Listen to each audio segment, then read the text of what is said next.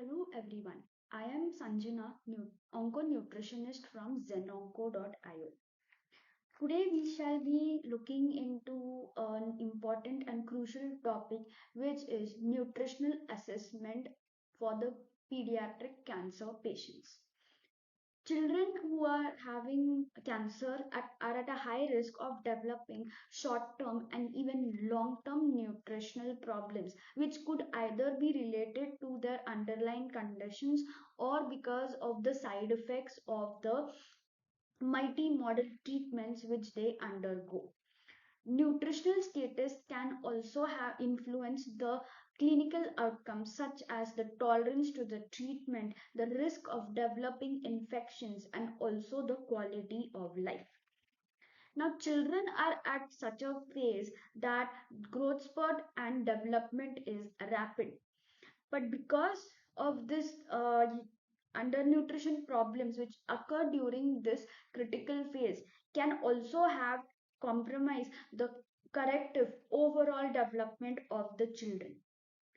Undernutrition in pediatric cancer is caused by a combination of factors which could include the underlying condition itself, or it could be the side effects of the cancer treatment or their increased metabolic demands.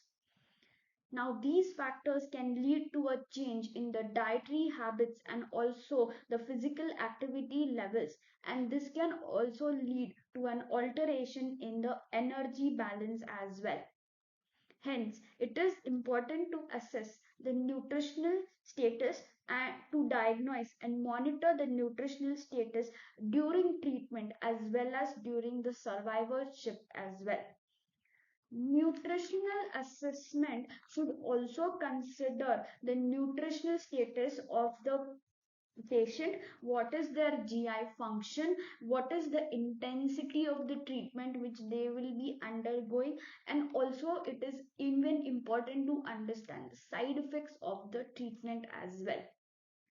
Nutritional status needs to be periodically monitored and evaluated to avoid the overlooking of any changes in the survivors and also to identify the patients who need an advanced nutritional support. Now, for the pediatric cancer patients, we use ABCD method, which is a standardized tool for nutritional screening in the pediatric cancer population. ABCD stands for anthropometric measurement, biochemical parameters, clinical evaluation, and dietary intake. So today we shall be looking in detail into the ABCD method which is implicated for the pediatric patients.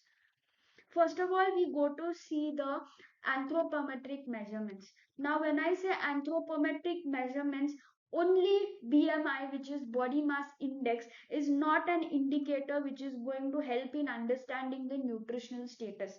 We also need to look at the weight of the child, the height of the child, and also we need to understand the differentiation between the fat mass and the lean body mass as well. So generally in a setup, we can also use mid upper arm circumference to understand how much is the fat mass also. Now, and we also can help to measure the lean body mass. There are other methods which are used like DEXA, which helps us to differentiate between the fat mass as well and the lean body mass. And nowadays there are more advanced technologies such as CT and MRI, which is going to help in distinguishing between the visceral and the subcutaneous adipose tissues as well as the skeletal muscle mass and the other lean tissues as well. Specifically for the children who are under 3 years old, it is important to also measure their head circumference as well. Why head circumference is important is because it is also going to help in measuring or identifying the proper neurodevelopmental outcome of the child, and this can this may be also but we need to also consider this when we are having a patient who is having a brain tumor. Next, moving on to the biochemical parameters. Yes, by the important biochemical parameters which we need to look into or assess is the CBC, or the complete blood count, the liver function test, the renal function test, lipid profile, and the glucose panel as well. Most importantly, we focus on albumin because albumin is going to be an important marker in defining the chronic undernutrition as well. Albumin levels can go down also when there is chronic malnutrition or if there are protein losses in the body, and in case if there is any renal losses as well. Now, if we go to see, even pre-albumin is a very good indicator for understanding the acute state changes in the nutritional status than the overall nutritional status as well. Also, it is very important to assess the micronutrients commonly, like vitamin D status, calcium, and zinc, vitamin B12, because what happens is when a child is going to undergo various types of treatment, it can lead to toxicities as well, and also there could be deficiencies of these vital micronutrients. Next, we move ahead to see the clinical evaluation.